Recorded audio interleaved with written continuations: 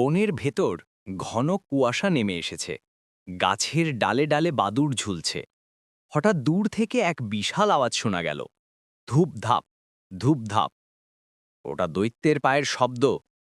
দৈত্য একটা বিশাল উটের দড়ি ধরে হাঁটছে। উটটার চোখ লালচে, মুখে ভয়ঙ্কর হাসি। গাছতলায় বসে আছে রানী ভূত, তার মাথায় শুকনো ফুলের মুকুট, চোখে আগুনের মতো লাল জ্যোতি। দৈত্য হাসতে হাসতে বলে, রানী, তোমার জন্য উটটা ধরে এনেছি। এই উট উড়ে যেতে পারে, রাতে আগুনও ফোটাতে পারে।